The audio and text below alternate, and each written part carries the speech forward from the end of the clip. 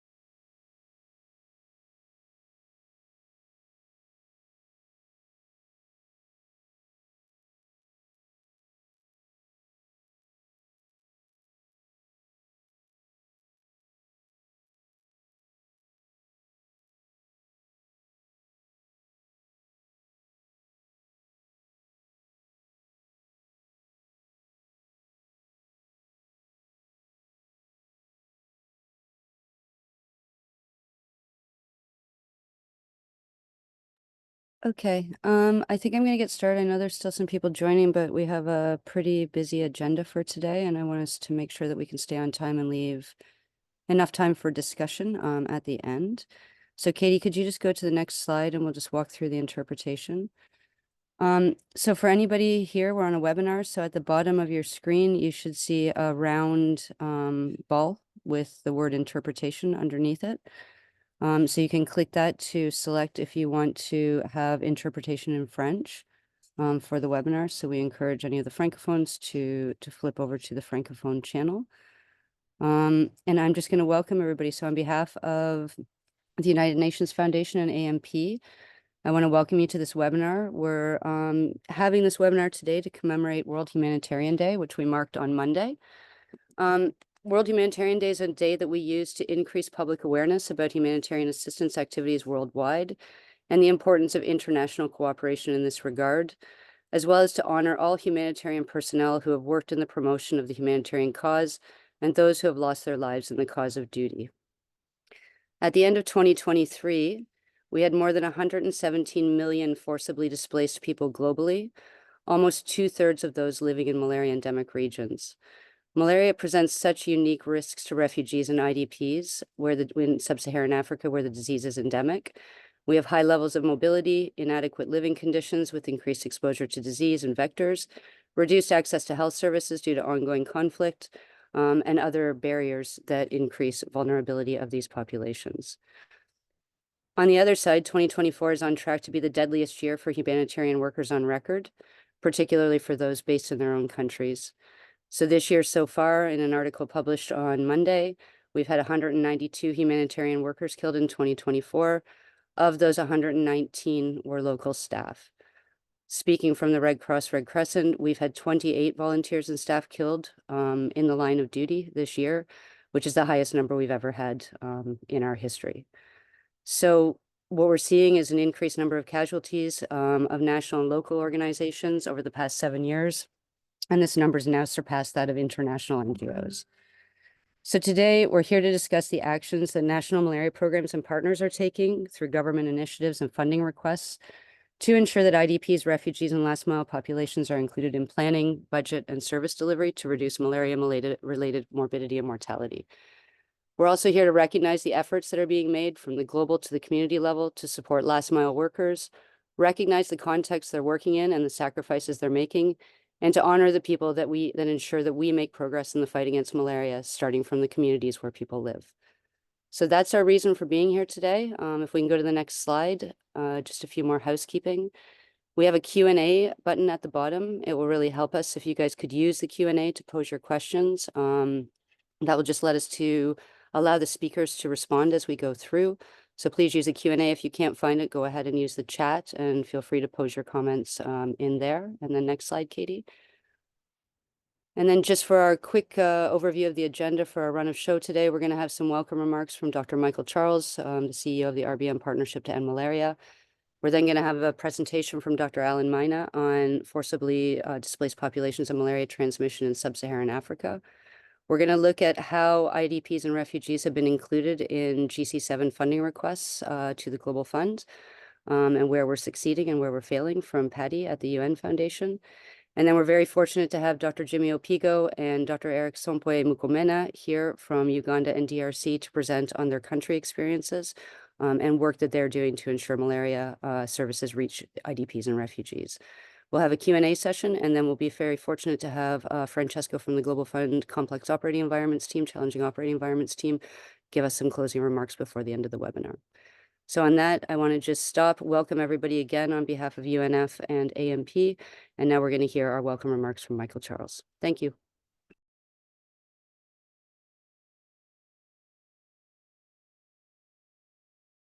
Good morning, good afternoon, good evening, colleagues. It gives me great pleasure to welcome you to this webinar as we commemorate World Humanitarian Day, which is usually on the 19th of August of every year.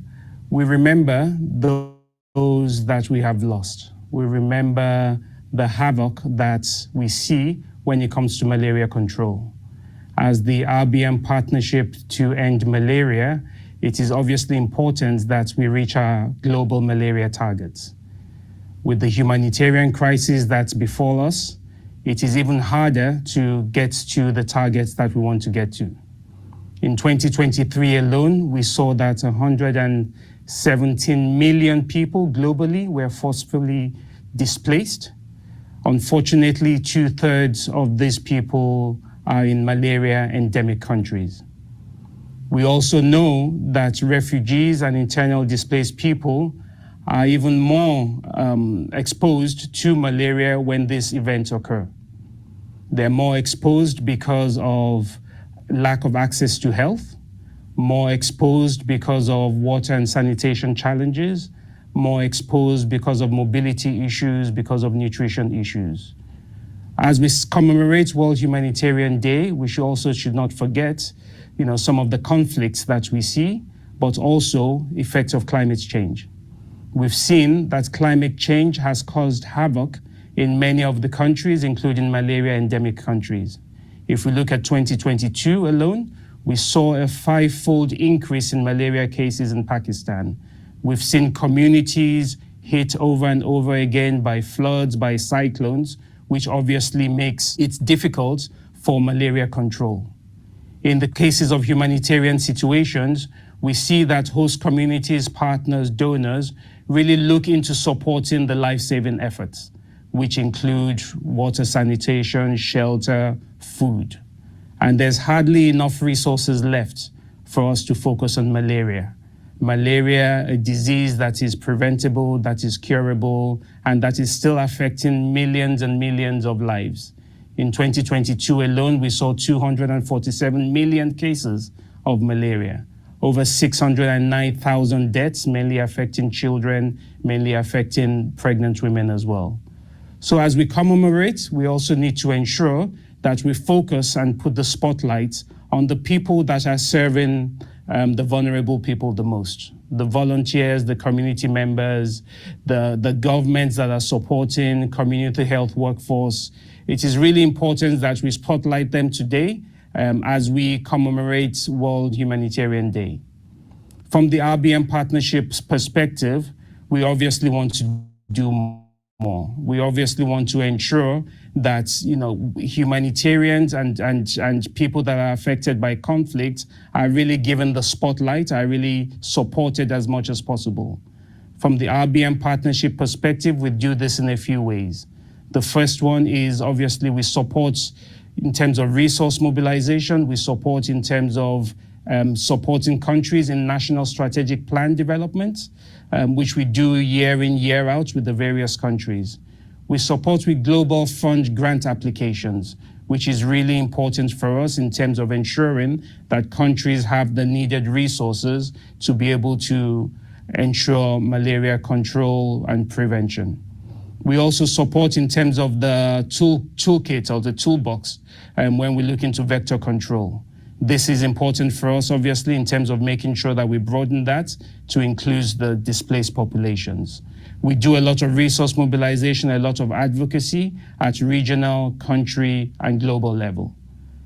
On this day again, I would love to commemorate and really put a spotlight on United Nations Foundation and the AMP, Alliance for Malaria Prevention, on this fantastic initiative of putting spotlight on humanitarian issues, on conflict, on climate crisis.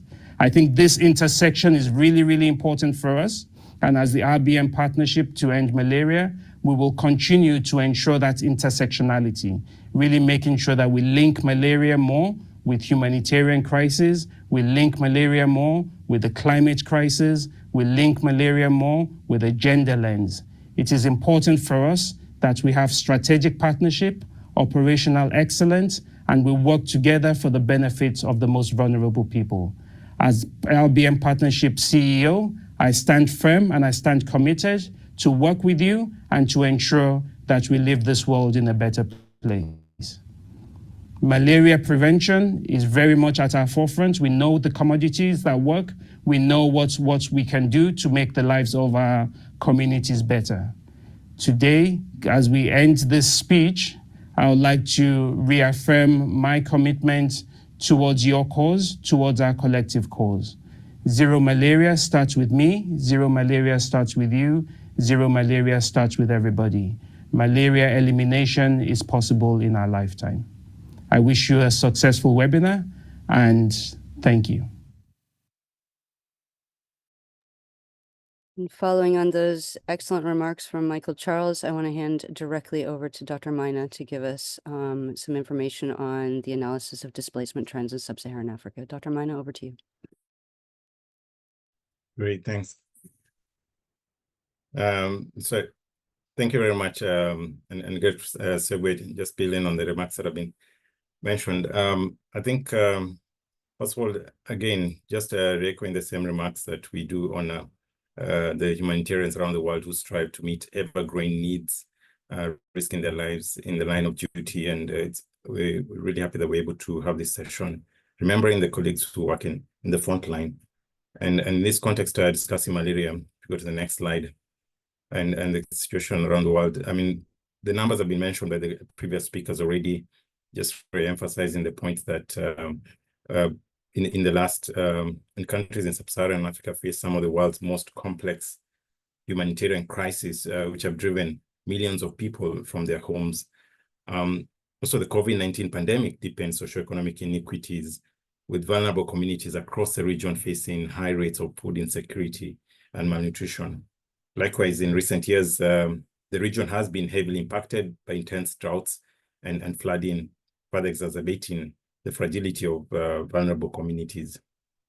It has been said before, conflict and violence have translated into high rates of displacement, with many conflict-affected people being displaced multiple times due to a combination of emergencies. So what we're seeing, you've had the global numbers, 117 million by the end of last year, globally, people were displaced.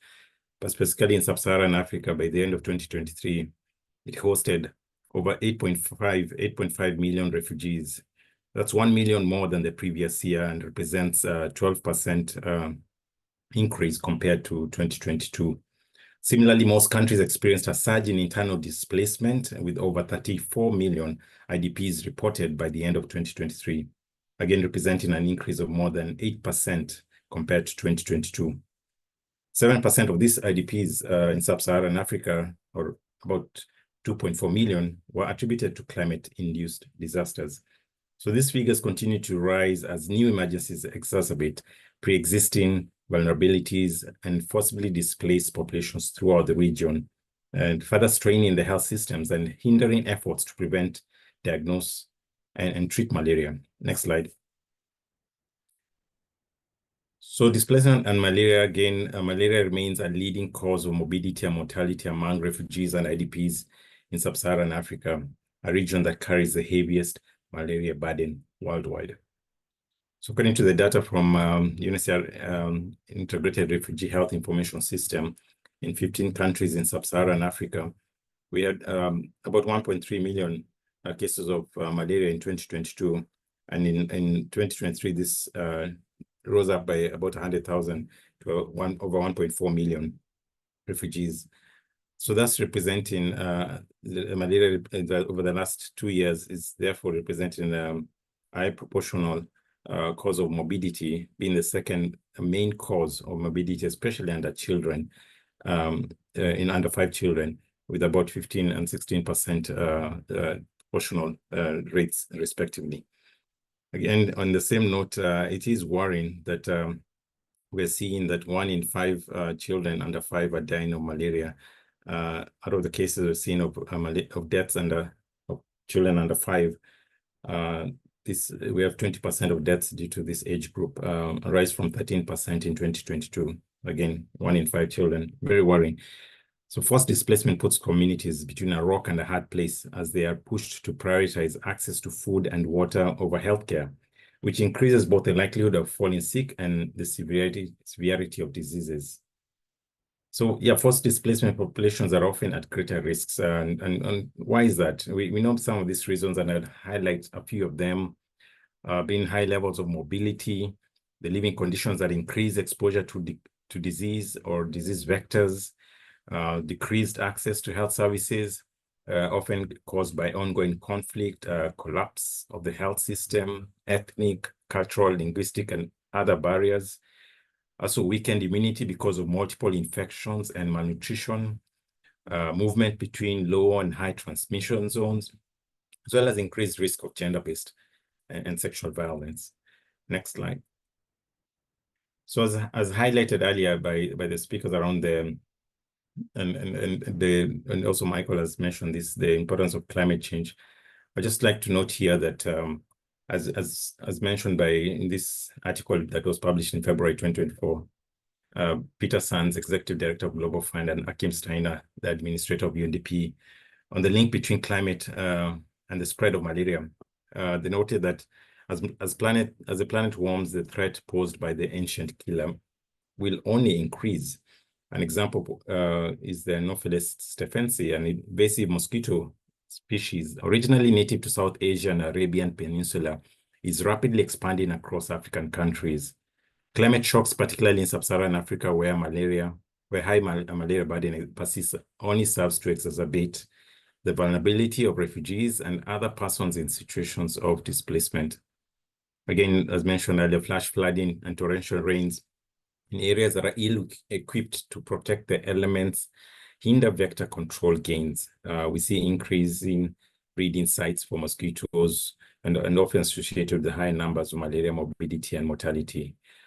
Where the healthcare systems are in ruins or weakened, systems struggle to respond to needs.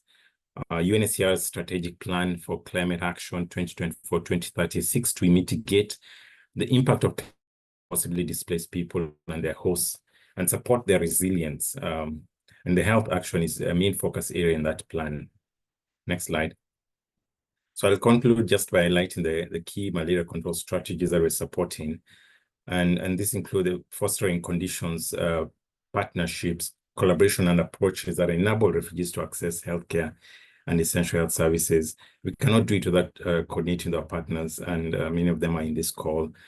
And then again, inclusion of refugees into national health systems, looking at equitable approaches to providing services, universal healthcare coverage, where everyone can be able to access the service that they need, the healthcare they need, whenever they need it and wherever they need it, at affordable costs and of sufficient quality, including malaria vaccination. We've seen important gains, and we'll hear also from Uganda the efforts that they're making, and a few other countries in Africa where we're seeing refugees are automatically included in malaria vaccination plans, and this is something to acknowledge.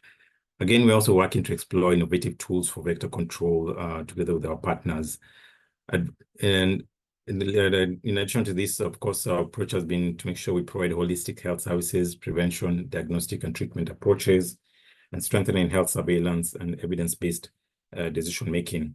And importantly, is also engaging refugees and then strengthening the capacity of community health workers on malaria control. And of course, where applicable, integrated community case management. I've not put this in this slide. My last remark is just acknowledging that UNHCR and colleagues are happy to be part of a team led by WHO, together with UNICEF and others on the call, updating the 2013 Field Handbook on Malaria and Humanitarian Emergencies, something we're really excited about and looking forward. The guide will provide essential elements of malaria control within humanitarian emergencies, with a lot of lessons learned in how we can do these things better, how we can adapt to the complex realities of acute emergencies where even the traditional vector control tools may not work, and also assessing how, if malaria is present, the extent of the malaria threat, decide how best and with whom to respond to control malaria and prevent illness and death. I will stop there and hand over back to you, Patty. Thank you. Thank you very much, Dr. Mina. And Patty, let's go directly into you and the analysis of the GC7 applications. Thank you, Dr. Mina. Thank you, Marcy. Good morning, good afternoon, everyone. I'm Patty Sanchez-Bao. I'm the Senior Officer for Global Health at the UN Foundation. And today I will be presenting the preliminary findings of the assessment of inclusion efforts for refugees and IDPs in the Global Fund 2023-2025 grant cycle for Sub-Saharan Africa. Next slide, please. Since 2015, UNF has partnered with UNHCR and the Global Fund to assess the level of inclusion of refugees and IDPs in Global Fund grants. Later, we will be putting a link in the chat for access to this analysis. We have focused basically on the work supported by the Global Fund because everyone knows this multilateral organization has made a significant impact in challenging operating environments, and because, as Dr. Mina explained, malaria remains the biggest cause of morbidity and mortality among refugees and IDPs in Sub-Saharan Africa. Since 2002, the Global Fund has disbursed over 15 billion in COEs, which house 63% of global malaria cases. This assessment reviews Global Fund funding requests, examining the grant activities and grant-specific funding allocated to malaria prevention and treatment services for refugees and IDPs. Our main goal is to identify opportunities to enhance access to health services and foster sustainable inclusion of these populations in national systems. Again, our methodology will be put on the chat later on. But as we have limited time, we would like to focus on the findings. Next slide, please. So what we have done is in the previous, since 2015, and then in the last few funding cycles and the current funding cycle, is that we are reviewing basically the malaria funding requests. We focus on whether the documents mention grant activities that target refugees and IDPs, and if these activities had funding allocated for their execution. So in this opportunity for this cycle, we decided to include a budgetary indicator to strengthen the analysis. So we were looking into the funds that were under the allocation, under the PAR, under the matching funds, or if the application was mentioning any other funding sources that were targeting or used to provide services to refugees or IDPs. So for the 2023 to the 2025 grant cycle, we identified 22 eligible grants for refugees analysis and 17 eligible grants for the IDP analysis. And then we basically created an index of level of inclusion and divided into 3 categories. So those grants were, Those grants were basically divided between which grants were having targeted activities. So the funding request includes activities that target refugees and IDPs, which grants were referencing or mentioning refugees and IDPs, but not necessarily having a specific activity that would target them, and then the grants that would not making any reference to refugees and IDPs.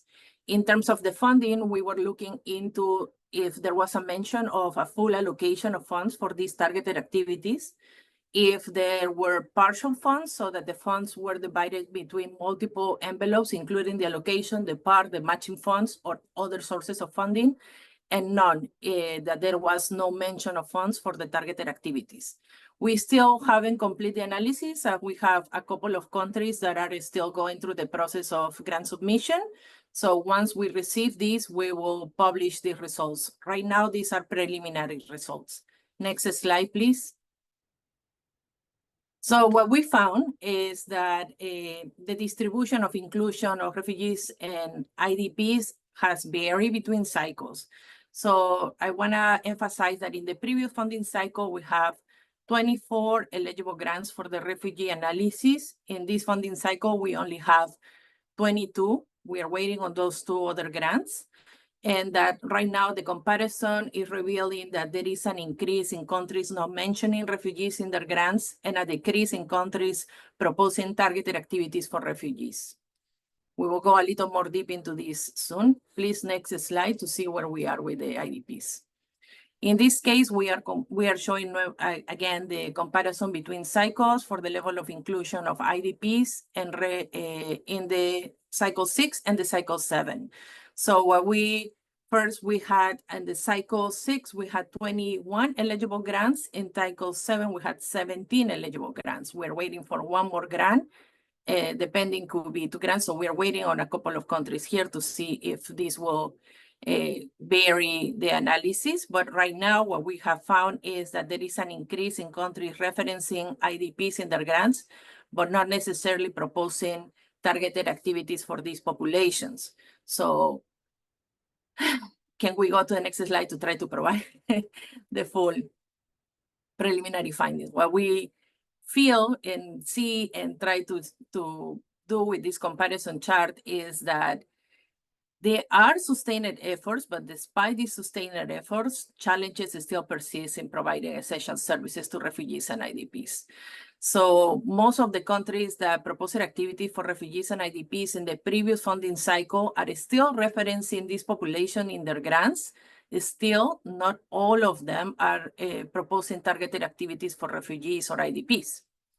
In fact, the numbers that included targeted activities for refugees and IDPs have decreased by 9 and by 3, respectively, compared to the previous cycle. So our main conclusion or preliminary conclusion is that we have a setback in efforts to include and support these populations.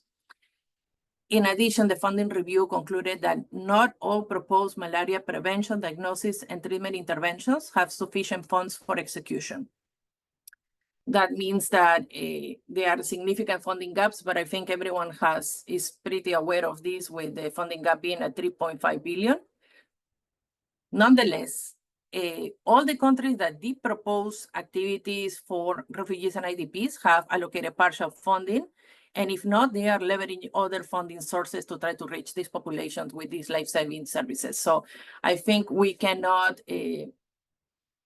say that the people that the countries, governments, partners that are trying to sustain these efforts are not doing their best to try to fill these gaps, but that the gaps are significant, and probably the funding gaps is why we are seeing these preliminary findings on the setbacks on inclusion. So that's what we are sitting right now with this analysis. So for us is, how do we move forward?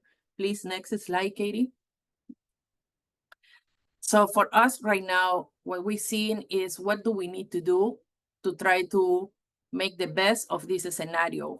What can we learn from the countries that are already trying to manage alternatives to continue providing services to refugees and IDPs? And for that, we will wait on the presentations of our colleagues from Uganda and DRC later on. But I would like to reinforce that countries, governments, and donors need to invest in strengthening health systems, invest in strengthening local capacities, try to focus on an approach that includes multi-sectoral collaboration and coordination. We need to reinforce the fact that the activities need to be adapted to meet the refugees and the IDP needs. We think it's important to continue with the monitoring and surveillance to try to identify where are the gaps, where are not only the resource gaps, but the intervention gaps. What are the best interventions that can be adapted to this specific context, no? We need to include civil society to be able to, civil society and the groups that are already operating in these settings, to try to analyze what are these barriers to inclusion that need to be overcome, to really try to move in the direction of really including them in the national systems, including the refugees in the national systems. there is a need for a policy change. So we need to continue with the advocacy for policy change in terms of policies for the diagnosis and treatment, in terms of policies that might, in certain cases, we have, for instance, and we have been reading through the applications that community health workers are able to provide prevention services, work in the prevention campaigns or SCBC campaigns, not necessarily on the diagnosis and treatment. And at some point, we need to recognize that we need to leverage these networks to be able to provide the services in spaces in which turn out to be pretty challenging. And they are probably the only part of the system that can reach these populations. The same with the mobile teams. Now, we really think that the main goal is that through all these pieces, we are really going to be able then to foster systematic inclusion and promote this inclusive coverage, because as also Dr. Maina said, no, if we don't reach all, we are never going to be able to meet our goals of eliminating malaria. It's like we really need to reach the last mile first to try to be able to control and eradicate this disease. So with that, I would think we need to listen and spend more time trying to understand how is it that countries that are showing by example are doing it. With that, I would like to give the word to our colleagues from Uganda and DRC to take us through more of how can countries really make a change for what they are doing, what they are adapting, and where do we still have gaps that need to be filled and for which we need more of an international cooperation, coordinated international cooperation aligned with countries' plans. With that, thank you. Thanks very much, Patty. And I think these recommendations are great. And I think, as you said, I think a lot of them are going to be really highlighted in the presentations that are coming. So very, very pleased to introduce Dr. Jimmy Opigo, who is the program coordinator for the Uganda National Malaria Control Division and probably has multiple other titles that I am not getting correct. But Jimmy, I want to hand over to you directly to talk about all of the work that you are doing in Uganda around your refugee populations. Over. Thank you for the kind introduction. Good morning, good afternoon. Next slide, please. Of the about 8.5 million refugees reported, about 20% accounting for about 1.7 million happen to reside in Uganda, in about 13 districts of Uganda, mostly the districts bordering DRC and the South Sudan. Uganda, because of its Pan-African outlook, has decided that refugees be part of the overall setup of government services. So refugees in Uganda have access to social services at the same level as the host community. Refugees move freely throughout the country. They have a right to work, get employment, set up businesses. And also refugees in Uganda don't live in camps. They live in villages together with the rest of the community. Next slide. With this background, in Uganda, we don't run segregated services. All health services, education services, security services for refugees and the host community. In those districts I've listed, the 13 districts, there are some districts you have more refugees than the host community. And so the services have been designed by policy to be shared. Of course, we are supported by humanitarian agencies, mostly led by the High Commissioner for Refugees and various implementing partners. So the government, through mostly Office of the Prime Minister and agencies, work together with the humanitarian actors in the assessment, design, and quantification of any services, be it airlines, be it IRS, chemicals, and even the upcoming the upcoming malaria vaccines. In terms of budgeting, also the activities and commodities are integrated in the government budget, except off-budget funds of some humanitarian organizations. But UNHCR normally declares even its budget, and we integrate it as part of one comprehensive plan. In terms of implementation of services, we again do joint implementation and joint monitoring, but also the humanitarian agencies work with the decentralized structures, which are most often districts, sub-counties, and municipalities. And the Ministry of Health works at the level of coordination, quality assurance, and support to the district health services. Next slide.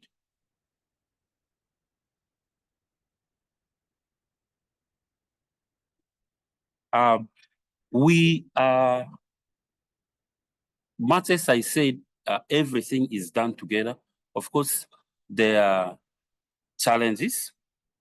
One is increasing numbers of refugees whenever the drivers of forced migration are in place, as listed before.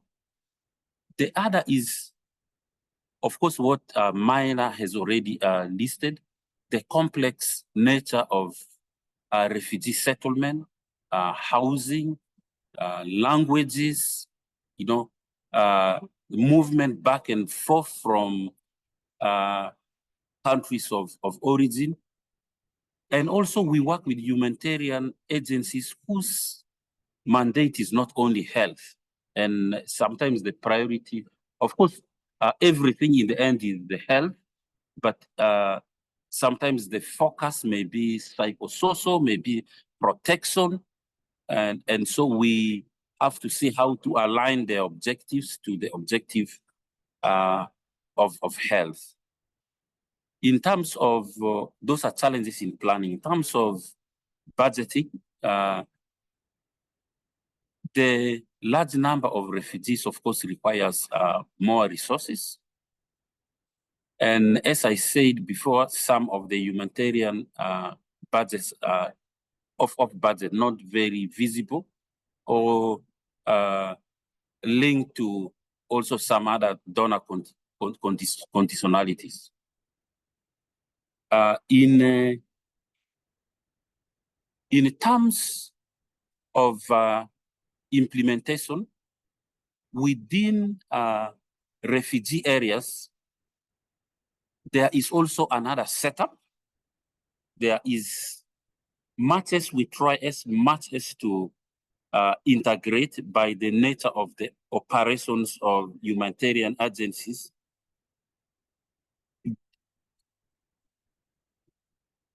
Some issues are a little bit disjointed, which we constantly keep on negotiating. Next slide.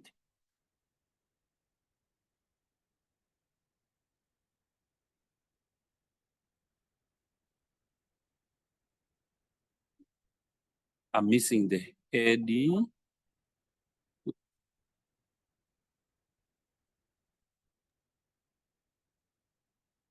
Adaptations. Adaptations. Okay, perfect. Yeah. So we have succeeded by undertaking a number of adaptations. Some I've already explained. One key thing is to integrate refugee activities within the Ministry of Health operations and Ministry of Health plans.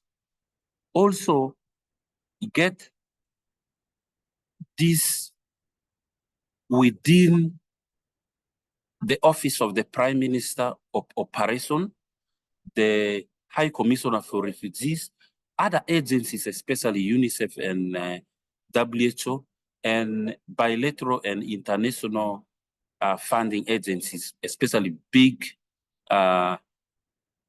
support.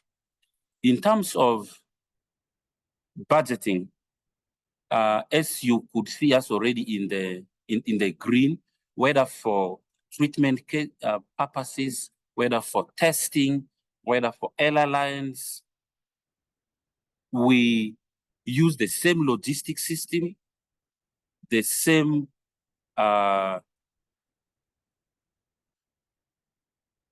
government budgets, and the facilities which are located in the areas which have refugees, whether established by government or the High Commissioner for Refugees, are shared, including even ambulances. This allows the communities to appreciate the need for supporting the refugees. In terms of implementation, we have the same coverage expectations.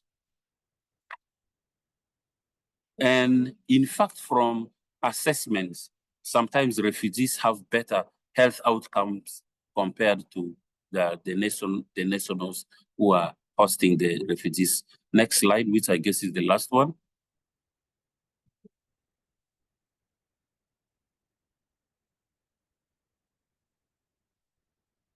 In terms of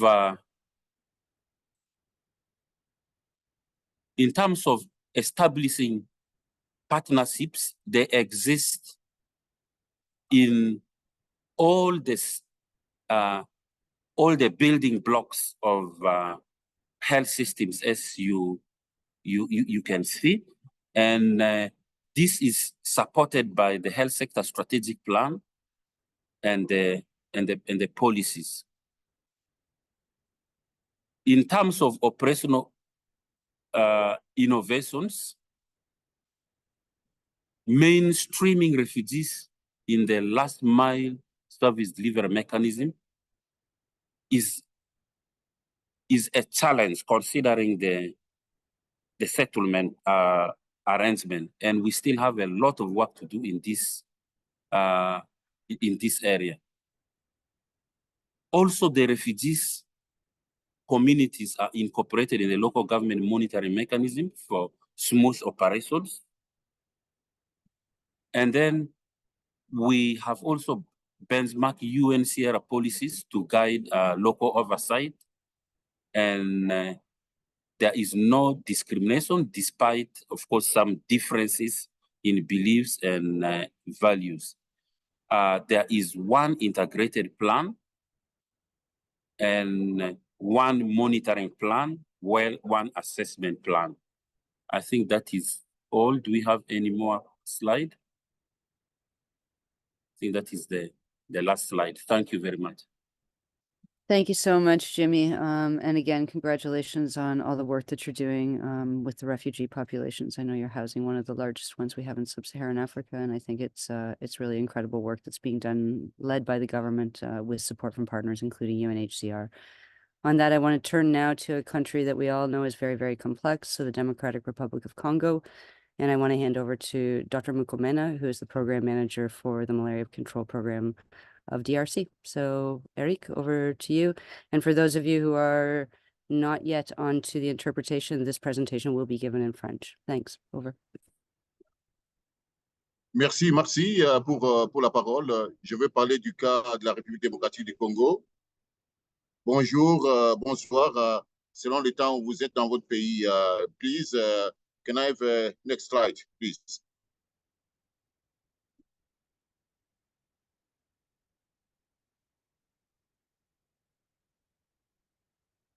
Next slide, please.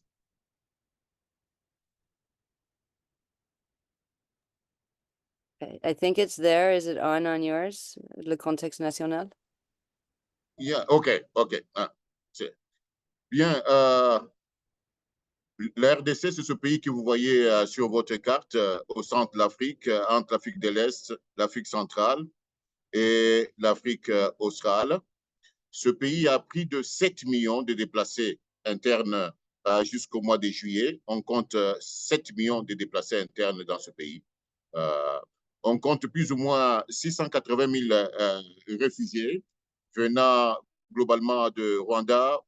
Rwanda, ce sont des vieux réfugiés qui sont déjà dans la population. du Burundi, ça aussi, ce sont des vieux réfugiés qui sont déjà dans les maisons et autres, de l'Ouganda, du Soudan du Sud et de Centrafrique. Il y a aussi une particularité pour la RDC, c'est que nous avons aussi des réfugiés climatiques.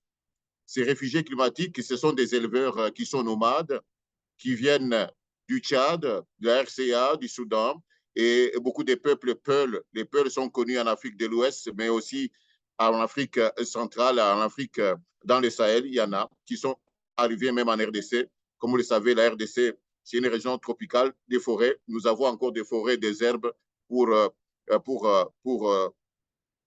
les brebis, pour les gens, les éleveurs. Et donc, par rapport aux populations des derniers kilomètres, nous estimons plus ou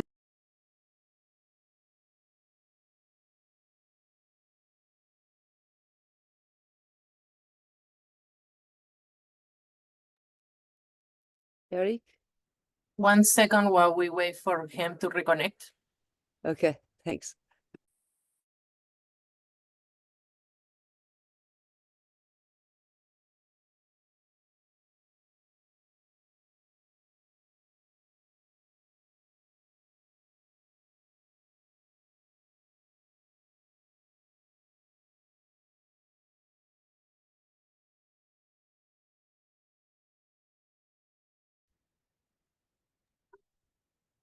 There we go.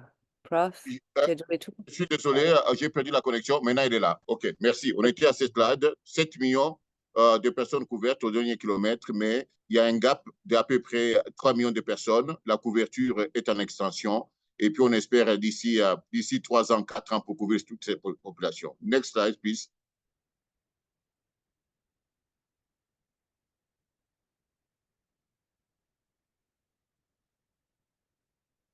Next slide, please.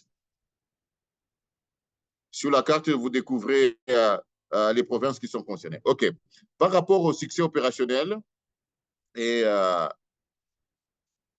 aux populations visant les PDI, par rapport à la planification, nous collaborons avec la Commission nationale des réfugiés, avec les ministères des Affaires humanitaires de la RDC, les HCR, le Haut Commissariat aux réfugiés, avec les provinces médicales, avec les districts médicaux par rapport aux micro-planifications lors des campagnes ou bien des activités de routine. En ce qui concerne les populations déplacées en interne, la budgétisation s'est fait aussi lors des grants parce que ces populations sont comptabilisées, nous le faisons avec les provinces. Et pour exception, l'exception, c'est par rapport à la province du Nord Kivu, là où nous avons actuellement des populations du Nord Kivu qui étaient au Nord Kivu, mais qui sont partis dans les Sud Kivu. Je les ai vus la semaine passée, j'étais là. Ils sont à Minova et à Calais. Et donc, la campagne du Sud Kivu va budgétiser actuellement pour l'année 2025, au premier trimestre, 350 000 déplacés qui sont venus du Nord Kivu, qui sont partis dans les Sud Kivu. Et donc, la province du Sud Kivu déjà capté.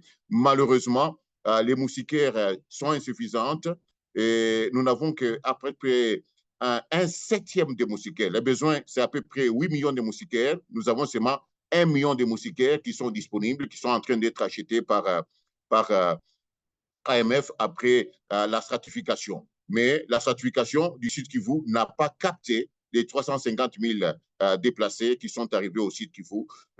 Nous allons faire des plaidoyers. Nous l'avons fait au niveau de la province, au niveau national, avec les autres partenaires qui peuvent être dans ce webinaire, que nous aurons besoin d'à peu près 500 000 moustiquaires encore. Donc, la mise en œuvre, actuellement au Congo, quand nous travaillons, nous avons un 5%. Quand nous commandons le moustiquaire, nous mettons un 5% comme un stock de sécurité qui peut aider à résoudre des problèmes. Et notre expérience, c'est par rapport à l'Ituri. Il y a 2 ans, 3 ans, nous avons distribué dans l'Ituri, comme vous le savez. L'Ituri aussi, c'est une province avec beaucoup de déplacés. Il y a des ménages autochtones, il y a des populations déplacées qui sont dans ces ménages autochtones, il y a des populations déplacées en interne qui se sont déjà installées parmi la population. Il y a des populations déplacées donc internes qui sont spéciales. Spéciales, ça veut dire qu'ils sont dans des tentes ou bien ils sont dans des écoles. Alors, par rapport à l'Itourie, nous avons eu à collaborer parce que c'était un conflit ethnique entre 2 ou 3 ethnies. Et donc, nous avons eu à collaborer avec les groupes armés, avec les ethnies pour arriver à dénombrer et à distribuer la moustiquaire. Parce que si l'ethnie A est en conflit avec l'ethnie B, vous ne pouvez pas recruter quelqu'un de l'ethnie B pour aller distribuer la moustiquaire. C'est vraiment très complexe. Et il y a certains villages de déplacés qui ont été digitalisés c'était un peu plus facile. Actuellement, par rapport au scannage avec QR code, nous sommes en train d'introduire, même dans les camps des réfugiés, nous allons avoir des scannages QR code. Et, donc, ça va nous faciliter la tâche. C'est ce que je disais par rapport à la distribution. Nous faisons distribuer par les pairs. Les pairs, entendez par là les gens de leur tribu ou bien de leur groupe ethnique ou bien de leur groupe armé qui distribuent. Donc, l'accès aux soins, normalement en RDC, il y a, dans les camps des réfugiés, il y a des postes de santé.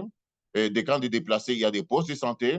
Mais les références se font toujours dans les structures de l'État, en collaboration avec les ONG, ou bien en collaboration qui payent, ou bien en collaboration avec le ministère de la Santé, avec le ministère des Affaires humanitaires.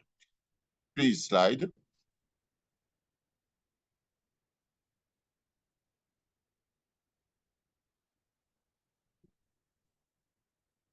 Ici, c'est une photo qui illustre les plaidoyers que je venais de faire au site Kivu, qui a un problème. En bleu, à côté de moi, je suis en boubou comme un Ouest-Africain, à côté de moi, comme un bon Africain. À côté de moi, il y a les ministres provinciaux et les autorités de la province du Sud Kivu, l'Organisation mondiale de la santé, tous les humanitaires. J'ai été là-bas pour faire les plaidoyers, pour leur expliquer la stratification que nous avons utilisée pour prioriser les zones, parce que souvent, ça cause des conflits. Nous leur avons expliqué, les autorités provinciales, politiques et sanitaires, ont adopté, ils ont fait des modifications à notre priorisation, ce que nous avons validé. Donc, ensemble, je vous l'ai dit encore, nous avons seulement 1 million de moustiquaires, alors qu'on devait avoir au moins 2 millions de moustiquaires pour les Sud Kivu par rapport à la priorisation. Mais le besoin entier de cette population du Sud Kivu s'évalue à peu près à 8 millions de moustiquaires. Mais en priorisant, nous n'avons que 1 million de moustiquaires qui ne prend pas en compte les déplacés qui sont venus du Nord Kivu. Slide.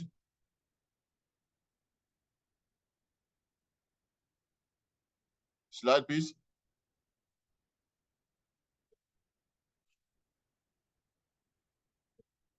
Slide, please. OK, no. merci. Et donc, il y a aussi un cas spécial sur lequel j'ai voulu m'appesantir ce soir. C'est le cas des refoulés.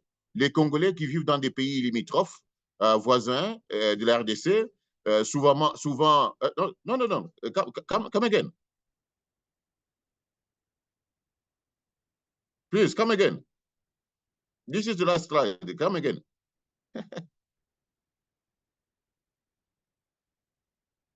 Celle-là, maintenant, je crois que c'est un petit peu lente de ton côté. Donc, on voit les refoulés. Donc, ça, ce sont des refoulés, mais ça, ce ne sont pas les refoulés. Ce sont les déplacés du Nord Kivu. OK, merci. J'ai besoin de ces slides. Merci. Et donc, par rapport il y a des populations un peu spéciales comme des refoulés, Congolais chassés de l'étranger, souvent des Congo-Brazzaville et de l'Angola. Et cette situation souvent est gérée par le pays avec le ministère des Affaires humanitaires, intérieures et solidarité internationale. Et dans les grants, avec les partenaires, ce n'est pas budgétisé, mais c'est l'État congolais qui s'en occupe avec des partenaires comme comme MSF. Souvent, MSF est présent sur le terrain pour aider à ces genres de situations. Ils ont accès aux soins, de la prévention et autres par rapport au territoire national et ces soins ne sont pas payables. Et on collabore, les PNP a l'habitude de collaborer. Mais il y a des défis par rapport à ça. Des défis, c'est donc, la réponse en urgence par rapport au MILD, souvent, nous n'arrivons pas à organiser les campagnes de distribution de moustiquaires spéciales pour les gens qui sont déplacés. Et quand ils se déplacent, ils arrivent, on distribue les moustiquaires imprégnés. Souvent, nous n'organisons pas parce que nous n'avons pas de stock dans la planification. Ça, c'est un peu difficile. Et c'est difficile de mobiliser les MILD pour les nouveaux arrivants dans les camps. C'est difficile.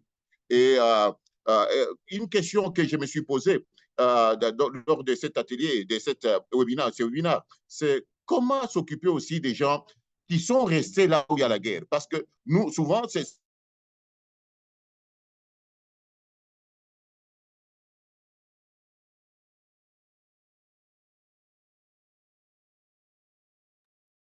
Eric? Il nous a perdu. We can wait a couple of minutes that Dr. Eric tries to reconnect.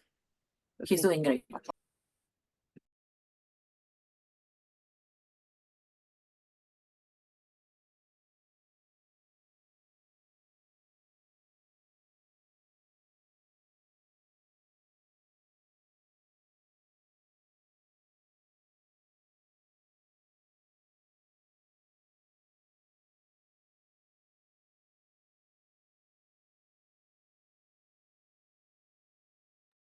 Apologies, Dr. Mokomen is in the field. He'll reconnect in 1 second.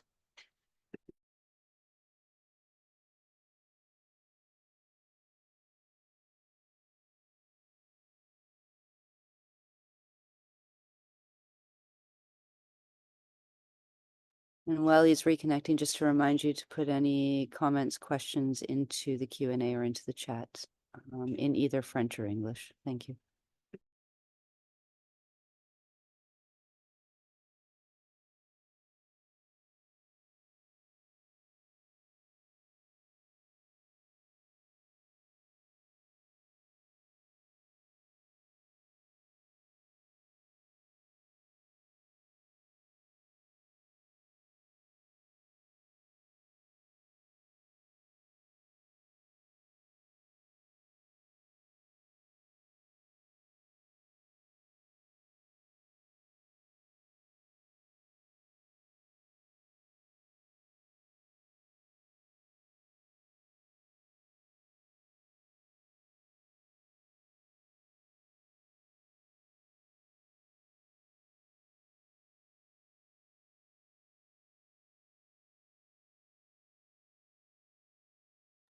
Okay, so while we're waiting for Eric to reconnect, I wondered maybe if we could take the question from David that's in the chat for Jimmy on the Uganda presentation. So David, maybe I'll just read it out just in the hopes that Eric will be able to rejoin. So Jimmy, David's question was, thank you for your excellent overview.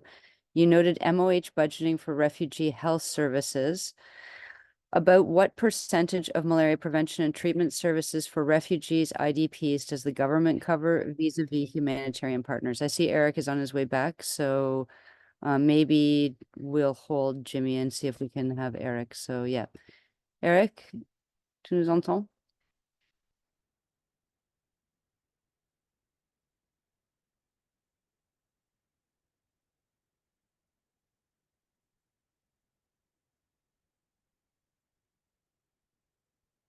Eric? Should I come up or not yet?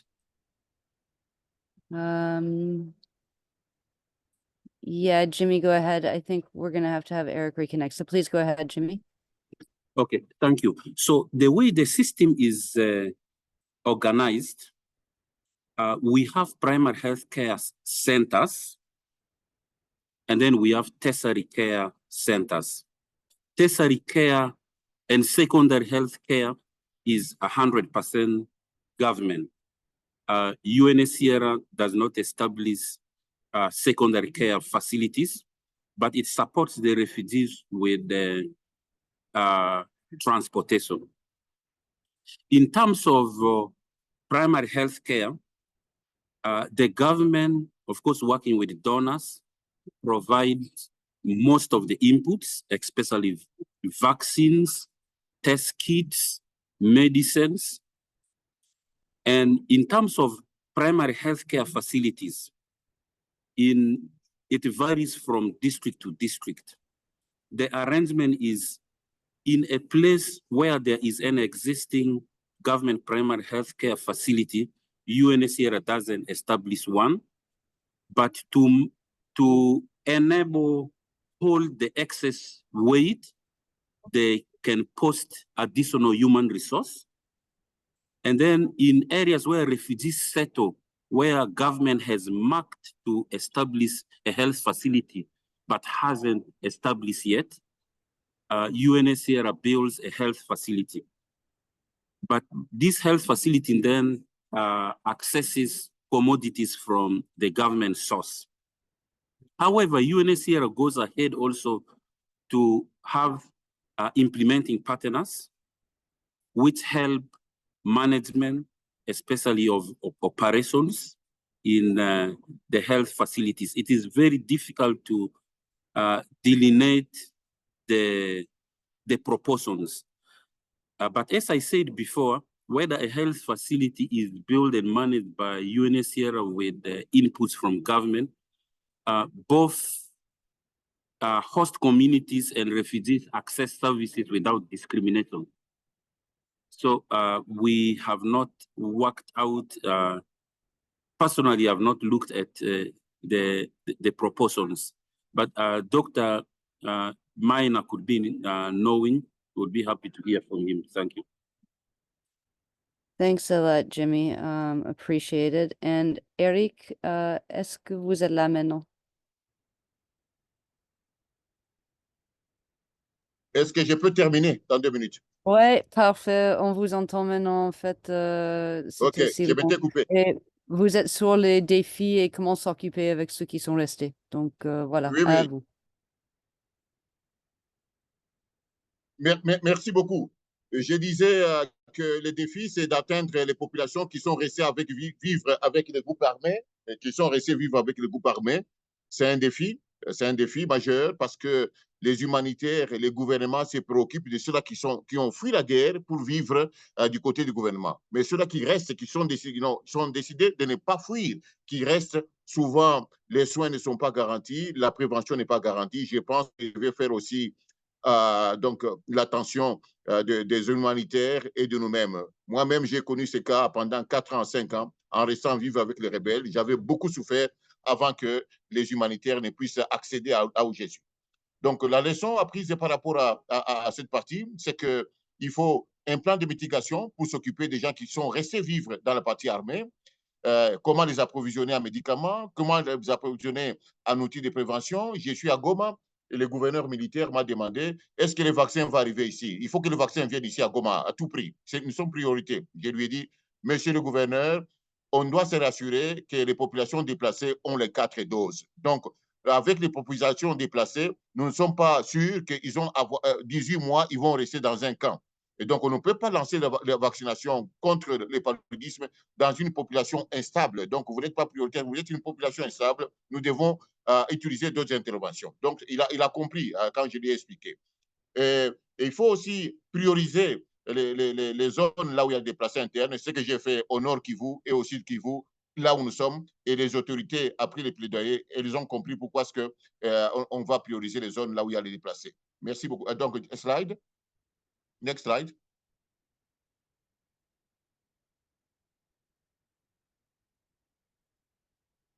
Ici, c'est le cas du Nord Kivu que j'illustre. Et les populations, vous voyez vous-même, dans les conditions là où vivent les populations, c'est une terre très fertile, les Nord Kivu. Malheureusement, les gens ne peuvent pas cultiver. Ils sont dans les camps, ils ont fui chez eux. Vous voyez les montagnes, comment est-ce qu'elles sont vertes.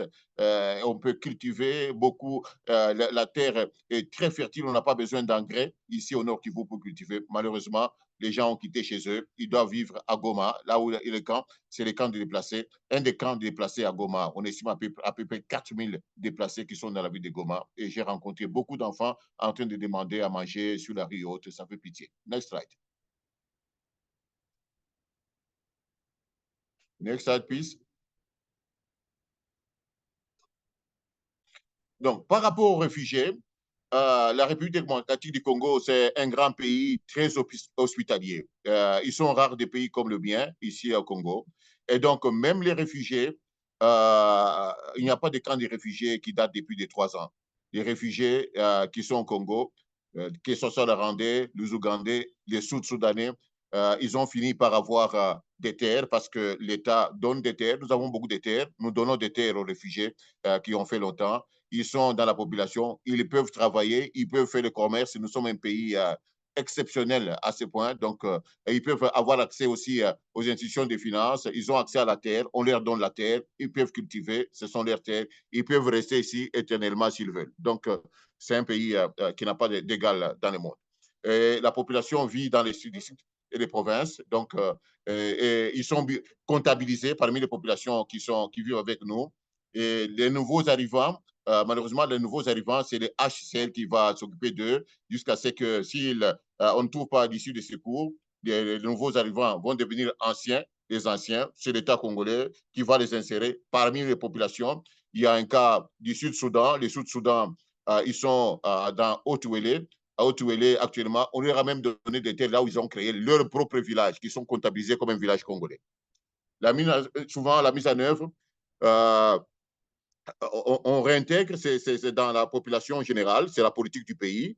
L'exemple que je venais de citer, c'est les Sud-Soudanais qui ont conçu leur village. Ce village a été digitalisé pour les campagnes et ils ont eu des moustiquaires imprégnés. Nous les avons recrutés comme agents de distribution des moustiquaires imprégnés.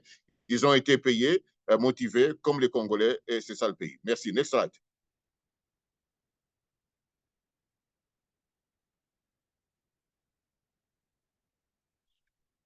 Next slide, please.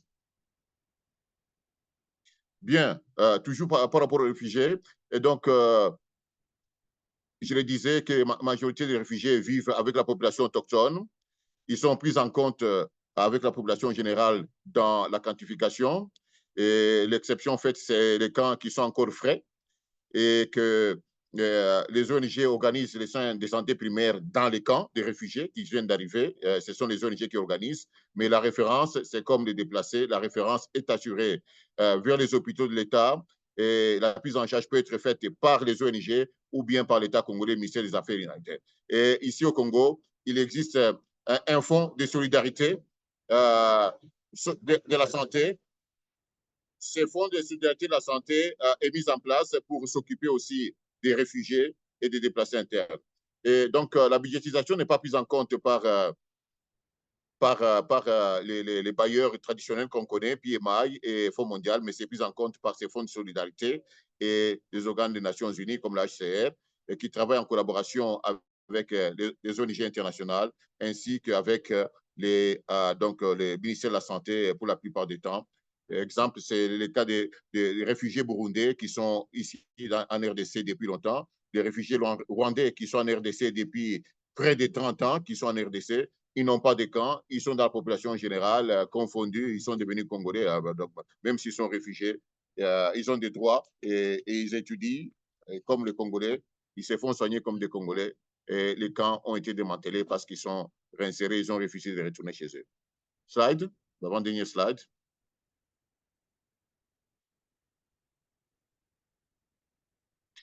C'est par rapport aux populations en dernier kilomètre.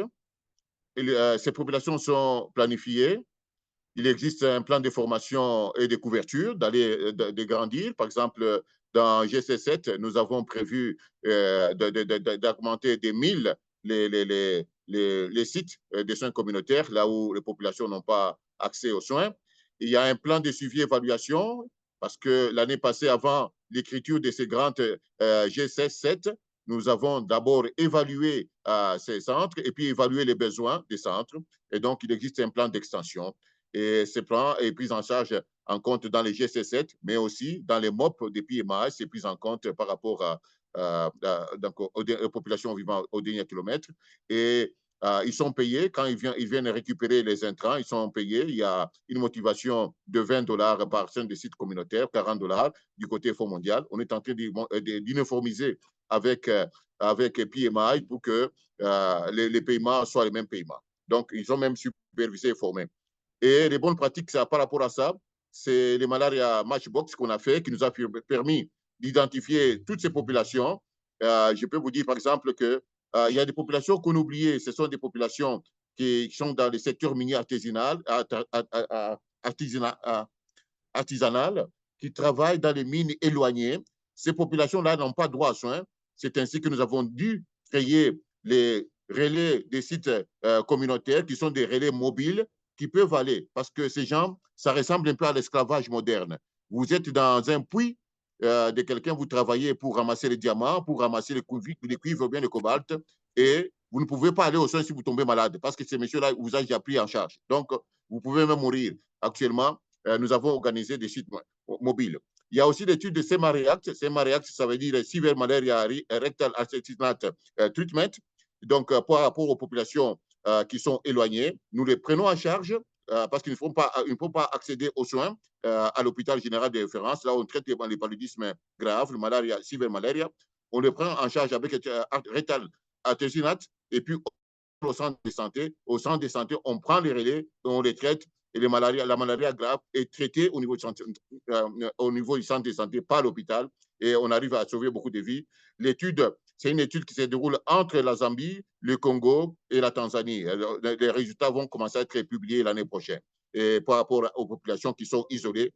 Et l'évaluation réalisée pour les derniers kilomètres qui a été faite à l'année passée entre Global Fund, PMI et les PNLP de la RDC. Slide, please. Last slide, I think. Merci beaucoup. Thank you very much. Obrigado. Gracias. Merci beaucoup. Tu as sauté le Swahili, hein? Accenti. Accenti. Thank you very much, Eric. Welcome. That's super great. And really, I mean, for both you and Jimmy, just the depth of experience and, you know, what you bring to this webinar, I think is really impressive. We have a question from Candace in the chat, and it's for both of you. So let's start maybe with Uganda and then we'll go to Eric. So Candace says, thank you so much for your work. And what do you see as the biggest threats to malaria services in future years, especially under the threat of climate change? So Jimmy, let's go to you first.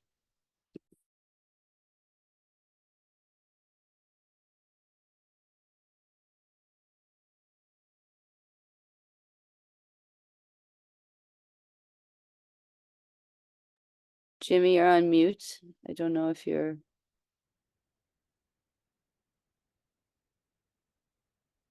If not, Eric, do you want...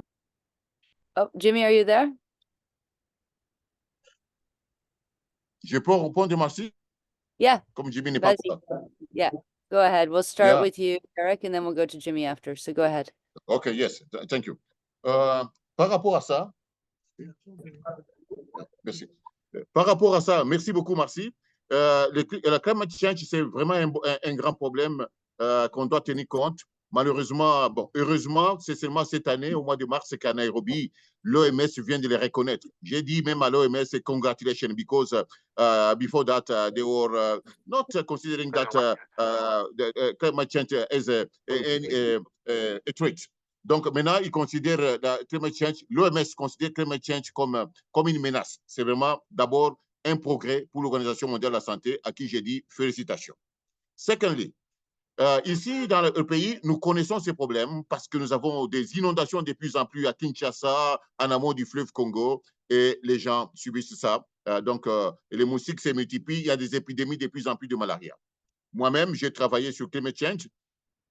Dans ma thèse, il y a une dizaine d'années, j'ai travaillé sur ça, et j'ai publié sur ça. Et donc, nous prenons en compte le climate change comme une menace sérieuse.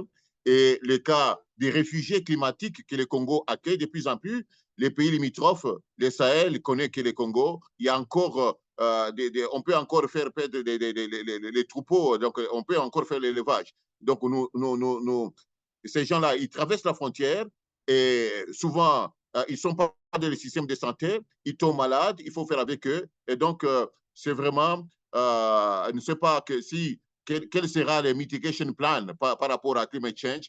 Je pense que le pays, la RDC, a pris au sérieux tous ces problèmes et nous devons préparer un plan de contingence national, africain, par rapport à ces problèmes de climate change.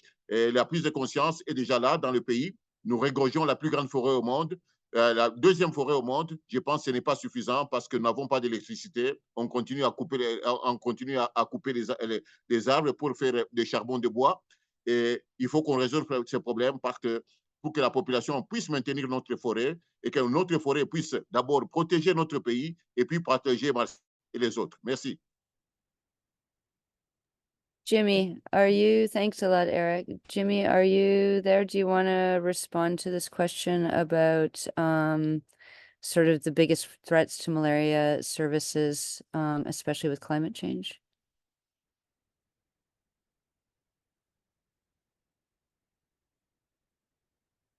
Not sure. I think we have a delay on the internet. Jimmy, are you with us? He's on mute. Still on mute. Yeah. Okay. I am going to jump. Oh, no. Yep. Jimmy, are you with us?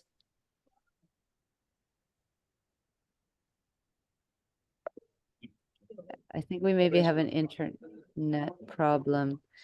But what I want to do is I want to make sure that we have enough time for Francesco to give us some closing remarks. I think this has been super interesting. But I wanted to jump to Margaret's question in the chat.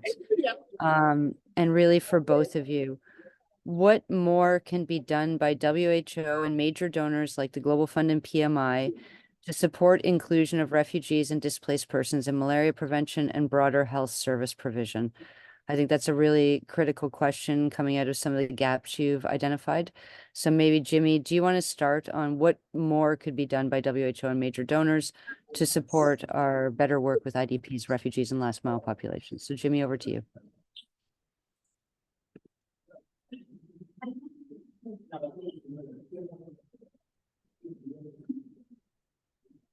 Jimmy, can you hear me?